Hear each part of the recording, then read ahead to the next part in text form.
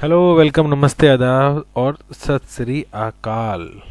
आज 30 नवंबर 2020 को पूरा देश मना रहा है। देश ही नहीं, विदेशों में भी मनाया जा रहा है। कौन सा पर्व?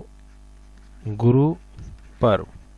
ठीक है, गुरु पर्व जो होता है वो उसको प्रकाश पर्व के नाम से भी जाना जाता है। और ये जो आप दिवाली बनाते हैं उसके लगभग 15 दिन के बाद, ठीक है, पूर्णिमा को मनाया जाता है। याद रखना, तारीख चेंज होती रहती है। तो गुरु पर्व कब मनाते हैं? प्रकाश पर्व जिस दिन मनाया जाता है। और प्रकाश पर्व कब होगा? दिवाली के 15 दिन बाद पूर्णिमा को। आज पूर्णिमा ही है। चलिए शुरू करें। अनेक शब्दों के लिए एक शब्द। क्लियर? वन वर्ड सब्स्टिट्यूशन आज करेंगे हम। ठीक है, सिर्फ मैंने प्रश्न लिखा है, उत्तर आप सभी को लिखना है। उत्तर लिखने का माध्यम आपका इंग्लिश भी हो सकता है। इंग्लिश मतलब जैसे आप समझेंगे, जैसे मान लीजिए मुझे लिखना है शब्द। ठीक है, जैसे मान लीजिए मैंने कोई लिखा तो शब्द आप ऐसे भी लिख सकते हैं, मैं समझ जाऊंगा। ठीक है। अगर कोई हिंदी में लिखना चाहे तो हिंदी में तो आप लिखेंगे ही जैसे ही लिखा हुआ है। क्लियर? सिर्फ प्रश्न रखा है और उत्तर आपको लिखना है।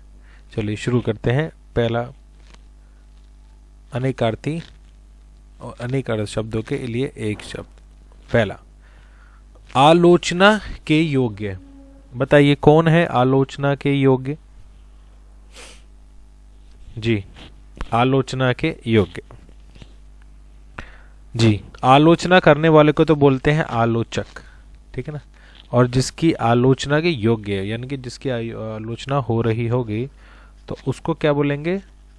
आलोच्य। क्लियर? ये चेय याद रखना। ठीक है, ये चेय जो होगा ये उसी से रिलेटेड ही होगा। कोई भी काम, जो भी काम होगा, जो भी वर्ब होगी, ठीक है ना, वो जब चेय लग जाएगा तो ये उसी से ही संबंधित हो जाएगा। ये से आपको याद रखना है कि कैसे आलोच्य बना। आगे बढ़े। चलिए अगला नेक्स्ट करते हैं। आगे होने वाला। आगे होने वाला। जी हाँ जी, ये परीक्षाओं में आए हुए ही पूछे हैं मैंने। आगे होने वाला। ठीक है, सिंपल सा है, वो लगा देता हूँ। आपको लग रहा होगा बड़ा भारी सा। ये है भावी। जैसे आपने लिखा होगा ना, भावी पीएम, भावी सीएम। ठीक है ना, समझ रहे हैं? तो भावी का मतलब क्या हुआ? जैसे आप भी एक तरह के क्या है, आप क्या है? भावी अध्यापक या अध्यापिका या टीचर बोल दीजिए। ठीक है, समझ गए? टीचर भी बोल सकते हैं। तो भावी मतलब जो आने वाले समय में होगा उसको बोलते हैं भावी। आगे बढ़े। आगे का विचार करने वाला। आगे का विचार बहुत आसान है जी, बहुत बढ़िया। बच्चों ने लिख दिया है अग्र सोची। ठीक है, अग्र सोची। अग्र मतलब जानते हैं? अग्र मतलब आगे। ठीक है, और सोच मतलब विचार करने वाला। ठीक है, सोची, जो आदमी काम कर रहा है उसी को बोल रहे हैं सोची। क्लियर? एक एक शब्द को इस तरह से क्लियर करके चलेंगे। ऑप्शनों में नहीं हो पाता, ठीक है ना, तो इसलिए मैंने सोचा कि आपसे लिखवाता हूँ, पता चलेगा कि कितने बच्चे लोग जानते हैं। चलिए अगला है, आत्मा व परमात्मा का द्वैत। अलग अलग। द्वैत का मतलब क्या हो? लिख दिया यहाँ पे, अलग अलग ना मानने वाला। ना आत्मा को पर अलग मानना, परमात्मा को। जी हाँ जी, बहुत बढ़िया। सिंपल, कुछ नहीं करना जी। ये देखिए, ये जो द्वैत आपने देखा होगा एक शब्द, द्वैतवादी। ठीक है, यानी कि द्वैतवादी कौन हो गए? जो आत्मा और परमात्मा को अलग अलग मानते हैं। ठीक है, और जो ना मानेंगे उनका क्या लगा देंगे? आ। क्लियर हो गया? हाँ, द्वैत का मतलब समझ गए आप? अलग अलग होना। ठीक है, कहीं आ सकता है तो आपको दोबारा याद रखना है। ये आए हुए ही प्रश्न आपके सामने लेकर आता हूँ मैं बेटा, प्रश्न कोशिश करके। आदि से अंत तक क्या होगा? आदि से अंत तक। नहीं नहीं, अनंत तो नहीं होगा। हाँ, इसको बोलते हैं आद्योपांत। आद्योपांत लिख लीजिए। नेक्स्ट जी, नंबर 6 है ये हमारा। आड़ या पर्दे के लिए रथ या पालकी को ढकने वाला कपड़ा। बहुत इंपॉर्टेंट, बड़ी परीक्षाओं में पूछा गया है ये जी। पालकी को ढकने वाला कपड़ा सिंपल आ जाता है, पता है। अक्सर हम उसके एक्चुअली हर एक कपड़े का नाम होता है, ये तो आपको ही पता होगा। जिस जगह पर या जिस जगह पे इस्तेमाल किया जाएगा वो कपड़े का नाम उस तरह से बदल जाएगा। सर पे पहनोगे तो टोपी बन जाएगी, है ना, और धड़ पे पहनोगे तो शर्ट बन जाएगी, ठीक है, टी शर्ट बन जाएगी, समझ रहे हैं। तो डिपेंड करता है ना आप पहन का रहे। तो देखिए पालकी को ढकने वाला कपड़ा, ये आया हुआ सवाल है जी, याद रखेंगे। देखिए बहुत सारे बच्चे होंगे जो कि इससे संबंधित होंगे, मतलब किससे, घोड़े वगैरह से हो सकता है ना, उनके आसपास में हो, उन्होंने देखा हो। तो इसको बोलते हैं ओहार, याद रखना, बहुत इंपॉर्टेंट वर्ड है, ठीक है, ओहार। आप अपना लिखते रहिए, मतलब आपसे पता लगता रहेगा कि आपका ठीक था, ठीक है, या नहीं ठीक था, ठीक है ना, ये स्कोर भी बनता रहेगा आपका। चलिए अगला कर रहे हैं, बहुत इजी है। तो हमारे कुछ बच्चे जो यहाँ पे कॉमर्स वगैरह से पढ़े होंगे, इकोनॉमिक्स तो पढ़ी होगी, ऐसा नहीं, आर्ट्स में भी इकोनॉमिक्स पढ़ते हैं। आय व्यय लेन देन का लेखा करने वाला,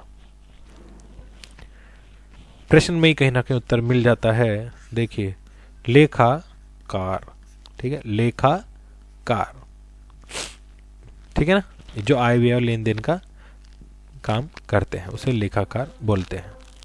बढ़िया। चलिए अगला है जी, अपने पद से हटाया हुआ, यानी कि उसको जैसे हटा दिया है पद से ना, उसको डिटेन कर दिया है, या रेस्टिकेट कर दिया है, सस्पेंड कर दिया है, टर्मिनेट कर दिया है, अलग अलग कारणों से, अलग अलग वजह से हटाया जाता है।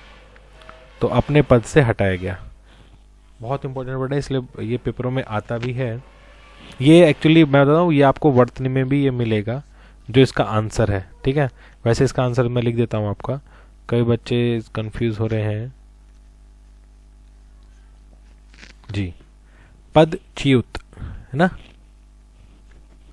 ठीक है, ये वर्तनी में भी पूछा जाता है और ये अनेकार्थी अनेक शब्दों के लिए एक अर्थ में भी पूछा जाता है, याद रखना, पद च्युत, ठीक है।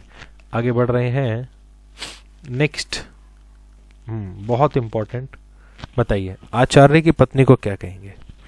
अक्सर पूछा जाता है पेपर, सेठ को, सेठ की वाइफ को डीएसपी वगैरह में पूछा जाता है अक्सर, है ना, कि सेठ की वाइफ को क्या जाता है, पंडित की वाइफ को क्या कहा जाता है, ठीक है ना, माली की वाइफ को क्या कहा जाता है।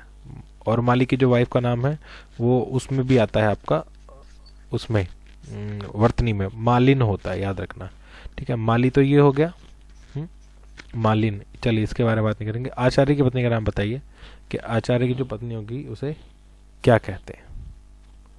एक एक शब्द सबके लिए देता है, आप उसको तो गुरु माता बोल सकते हैं, कई बच्चों ने गुरु माता लिखा है, ठीक है, बट वो एक उसका उपनाम हो गया, बट एक्चुअल में जो वर्ड है वो क्या है, लिख देता हूं मैं। तो जैसे कि प्राचार्य होते हैं वैसे ही आपको आचार्य लिखना है, ठीक है, जैसे प्राचार्य होता है, लिखना सिखा रहा हूँ आपको, ठीक है बेटा, जैसे प्राचार्य होते हैं प्राचार्य, ऐसे ही आचार्य, आचार्य कौन हो गई, मतलब लेडी के लिए लिखते हैं, बट आपको इसमें लास्ट में बस नी जोड़ना है, तो आचार्य नी याद हो जाएगा। ये पत्नी को बोलते हैं जो आपके आचार्य होते हैं उनको, ठीक है। चलिए इंपॉर्टेंट है बहुत, जो ना आचार्य की पत्नी आता है पेपर में। अंग पोछने का वस्त्र बताइए, ये तो सिंपल है, बहुत बढ़िया। जो ग्रामीण क्षेत्रों से बिलोंग करते हैं वो तुरंत आंसर दे सकते हैं, क्योंकि इस तरह के शब्द वहाँ पे अभी भी इस्तेमाल हो रहे हैं। अंगोछा, ठीक है, अंगोछा करेक्ट वर्ड है। अंग पोछने का, जो आपका, जिसको आप बोलते हैं इंग्लिश में टावल, ठीक है।